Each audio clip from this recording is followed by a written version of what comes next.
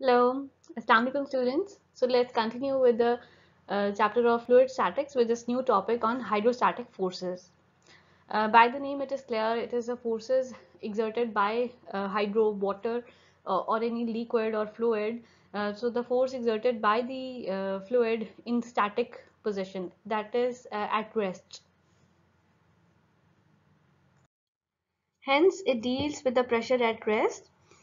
So there are two definitions, total pressure and center of pressure. So let's see them.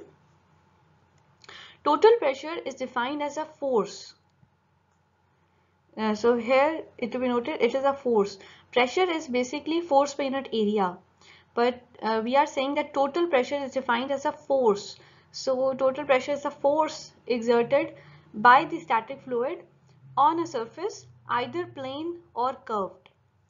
When the fluid comes in contact with the surface, this force is always normal to the surface. So assume that we have a horizontal plane.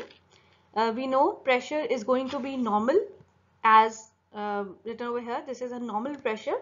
So it is normal, and the force is a resultant of the pressure which will be acting at the center of pressure.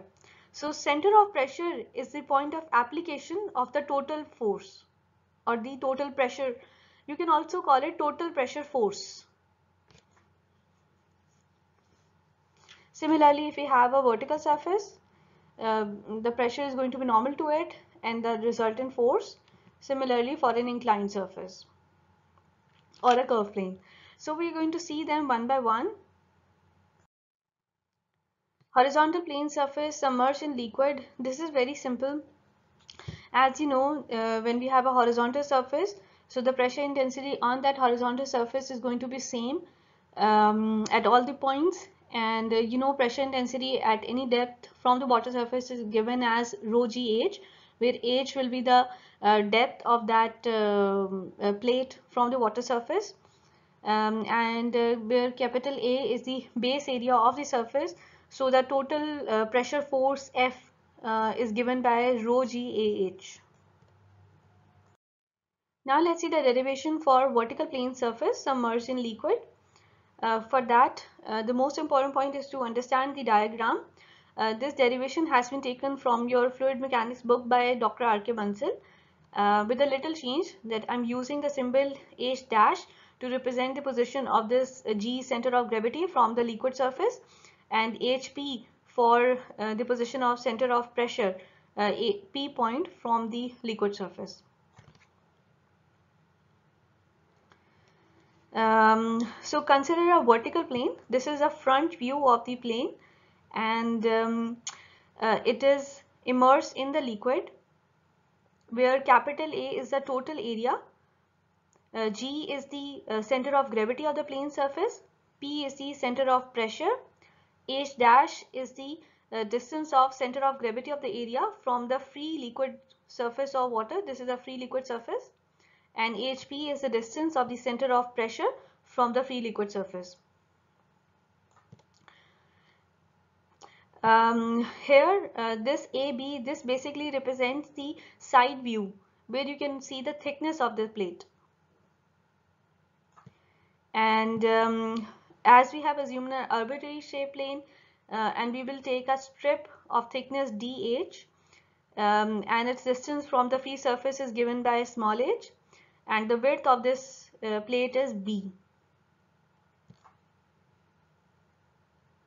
So let's compute the total pressure force for this vertical plane submerged in liquid. As we know, the pressure intensity on the strip, it is given as rho GH. We have considered this strip of thickness DH, so its area is B into DH. So the total force on this strip, which is given by DF, it is pressure into area, so rho GH into B into DH. Now in order to find out the pressure force on this total area, we have to integrate it. So for the total surface, the total pressure force F is integral dF. So integral of this old expression, we can take rho g outside and we'll have integral BH dH, where B into DH is basically area, so it can be written as integral H dA.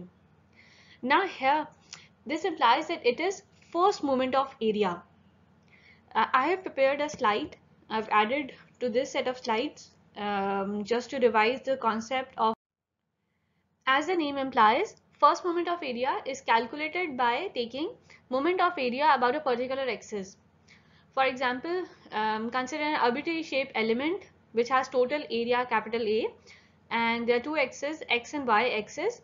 So in order to find out the position of centroid, which is x bar, y bar, for this arbitrary area, we are going to use this first moment of area.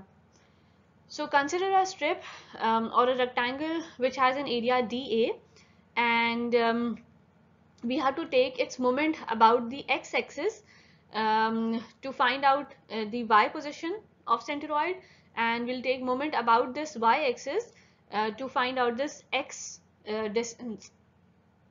For regular shape, we know the position of the centroid. So multiplying dA with the lever arm, which is the distance from the centroid of the surface to the axis about which we are finding the moment, which is y. So integral y dA. If we integrate it, we are basically trying to find out the centroid position for the whole body. So integral y dA is equal to qx, which is y bar into a, where y bar is the position of centroid for the whole body and a is the total area. So we can rearrange this expression. So y bar is y1 a1 plus y2 a2 plus as many as areas of that strip has been or number of strips has been taken divided by total area. Similarly, in order to find out the horizontal position of this centroid x bar, we have to take the moment about this y-axis. So dA into x, and then to find out for the whole surface, we'll integrate it.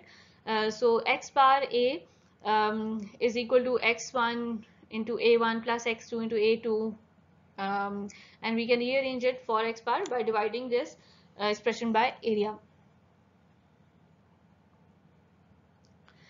So basically, first moment of area is used for centroid calculation.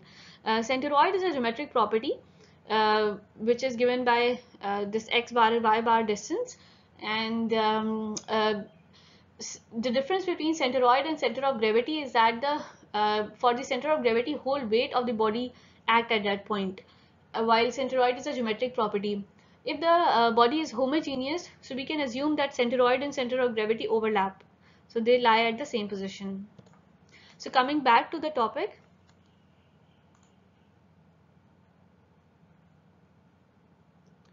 I have also added this example for the I section because we know the centroid position of regular shape like rectangle, triangle, circle. But for example, if we have an I section whose dimensions are known to us, what we can do is we can resolve it into the regular shape. Like we can divide into three rectangles, this A, B, and C. And we can take the horizontal, the bottom line as its reference angle, and we can locate its position, the centroid position with respect to this bottom. And for each rectangle, we know its centroid. Y bar, we're considering the vertical position of centroid. We know the center of this this flange as y bar C. For this B rectangle, it is going to be yb bar, and for this A, it is ya bar. So in order to find out the centroid of the whole shape, it will be ya into aa plus yb into ab plus yc into ac divided by total area, which is aa plus ab plus ac. I hope this is now clear to you guys. This was a quick revision. Now coming back to the topic. So over here, this integral h dA, this represents the first moment of area, and the axis, it can be cleared by considering that this h is the distance of the strip from the free surface of liquid. So this is basically your reference axis. So integral dA into h, this is basically giving us the first moment of area about free surface of liquid. So this will be equal to the area of the surface, the total area, capital A, into the centroid, which is given by H dash, the distance from the center of gravity, which we have assumed is same as the centroid. So distance of the center of gravity from the free surface of liquid, which is H dash. We are using H dash symbol to represent the centroid.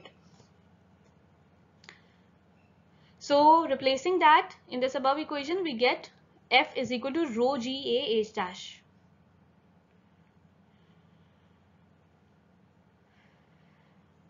For the water, we know the density is 1000 kg per meter cube and G is 9.81 meter per second square. So this force will be in newtons. So now let's see the center of pressure, HP expression. Center of pressure is calculated by the principle of moments, which states that the moment of the resultant force about an axis is equal to the sum of moment of the components about the same axis. So if we take the moment of resultant from one axis, and instead of that, if we take its component, the two components which are mutually perpendicular to each other, and if we take their moment about the same axis, we'll get the same result. So we're going to utilize this. We know the resultant force F is acting at point P, which P is the center of pressure. So the total pressure force is acting at the center of pressure P, and its lever arm from the liquid surface is HP. So the moment of this total pressure force will be F into HP. And we know for the strip dF is distance from the liquid surface is H. So the pressure would be dF into H, where dF is rho GH BdH into H. So in order to find the moment because of the total area, we can integrate it. So integral rho GH into B into DH into H. So we can simply multiply H into H, which will be H square, and B into DH is dA. Taking rho G outside, we have rho G integral H square dA. So this is basically second moment of area. As you can see, we have a square as well. So this is second moment of area. I've added a slide to explain this second moment of area, which is also known as moment of inertia. So moment of inertia about an x-axis, it is dA into y square and integral. Similarly, for the y-axis, it is dA into its lever arm, which is x square, and we have to integrate its integral. For the regular shape, this moment of inertia is known to us. For example, I've added a rectangular shape over here, and this C point is the centroid point, and the axis passing through this centroid or the centroidal axis, the x-axis and the y-axis, with B is its width and H is the height.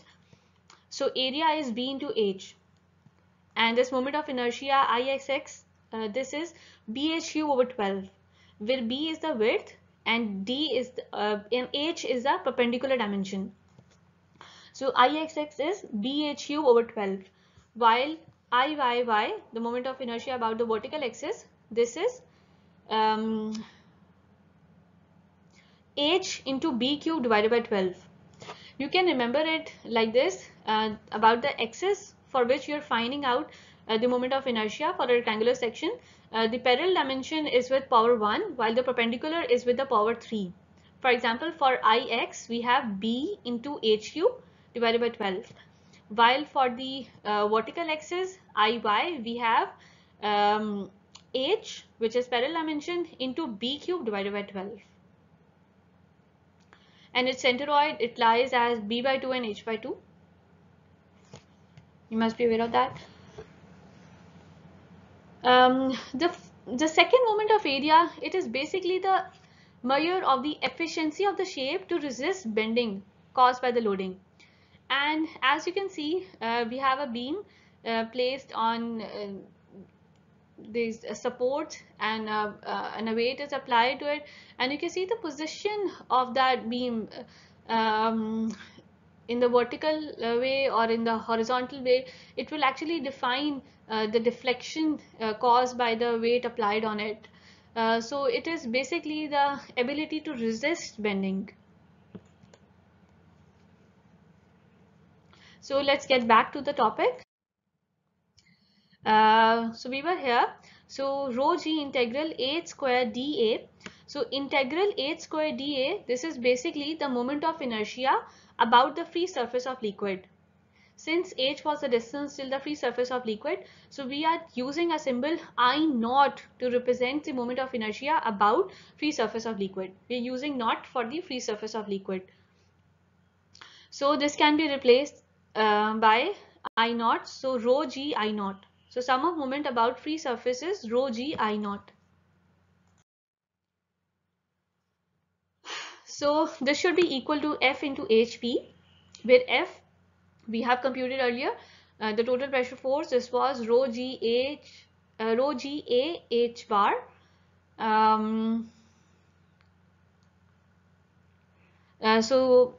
We need to find out this center of pressure HP.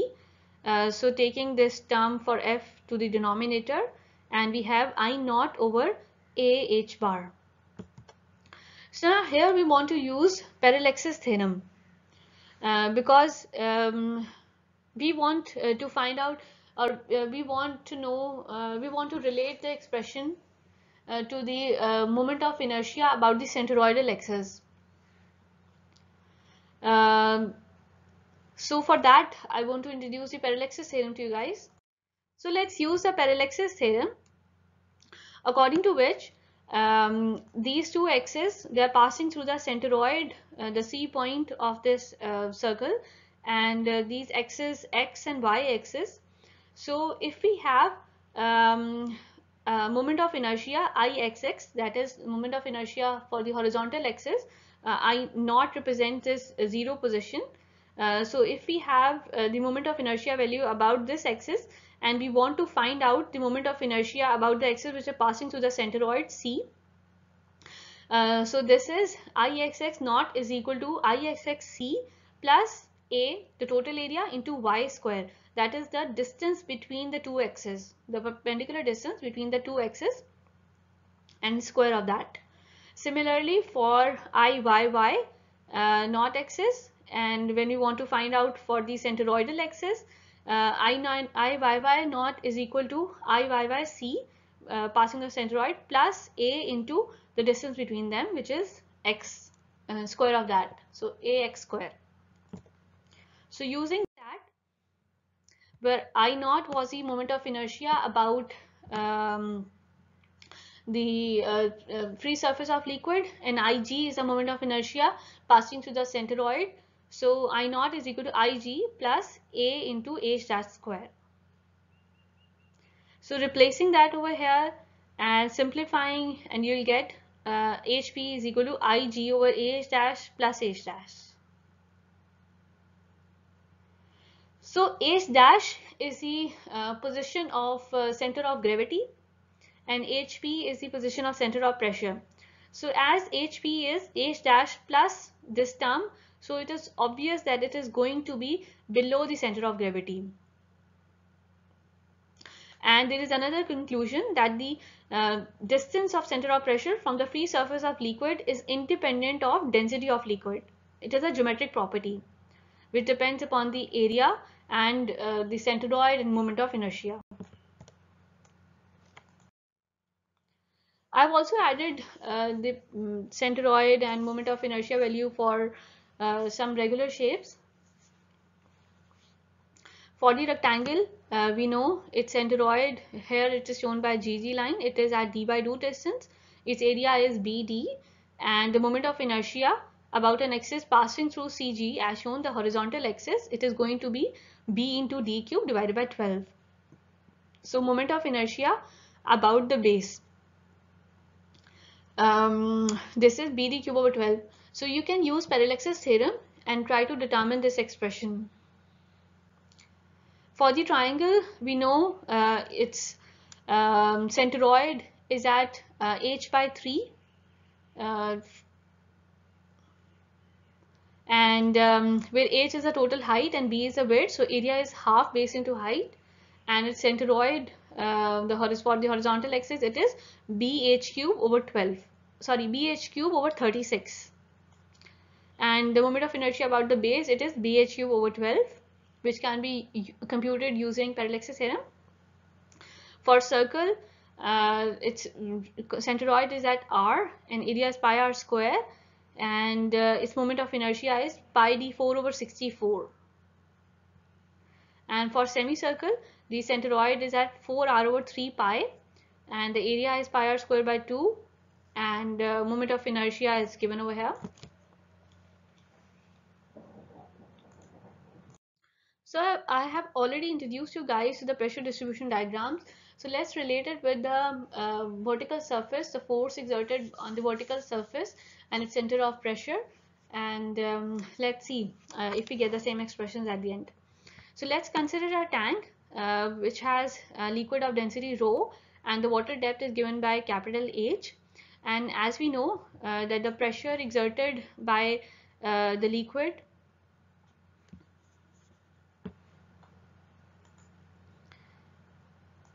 this is in a triangular form.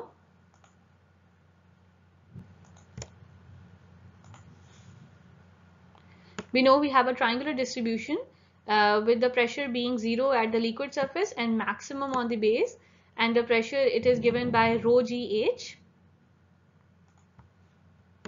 So the triangular distribution, it is shown over here. This pressure, it is actually normal to the surface, and it can be shown over here as well, like in this form, with the resultant pointing in the direction of application. So the base pressure is rho gh, and so this resultant, basically this is same as the force exerted on the vertical surface, and this resultant, it can be computed by taking area under the diagram. So area under this triangle will be the resultant force. So area under the pressure diagram is half into AB, its height, into the base BC. So half H into half into H into rho GH, which is rho GH square by 2 per unit width. This is because we are not considering the length of this side. So let me draw the length as well.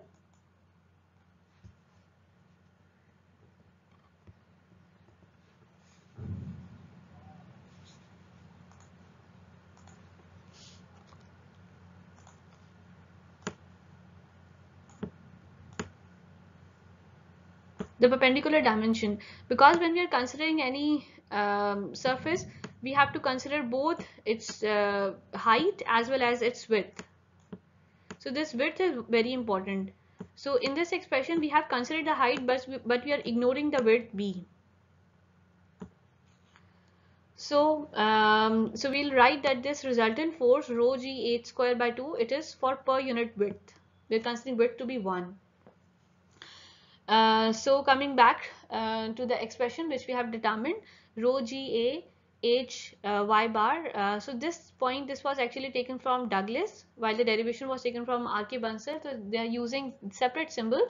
This y bar, basically it is H bar, the distance from the center of gravity to the water surface. So rho G, as we are taking unit 1, so area would be H into 1, and y bar is the distance, the centroid of this vertical surface, which will be half into H, because this tank is going to be a rectangular surface, so it is H by 2. So this is the same expression, rho G H square by 2. So at the end we have the same expression, rho g h square by 2, rho g h square by 2. Whether we are using the formula or we're using pressure distribution diagram. And believe me, pressure distribution diagram have more application, and it is mostly used everywhere when using soil pressure or liquid pressure. We mostly use these diagrams. So we can also use the equation which we have just determined, and use that, and you'll see that it will come out to be 2h by 3. And for the triangle shapes, we are already familiar, that is centroid. The center of pressure, the resultant force will act as a centroid, and its distance from the base, it is h by 3, and from its top it will be 2h by 3. So when we are taking h dash or hp, we are basically using the reference as the free surface of liquid, so its distance will be 2h by 3. So you must use the formula and compute this as well.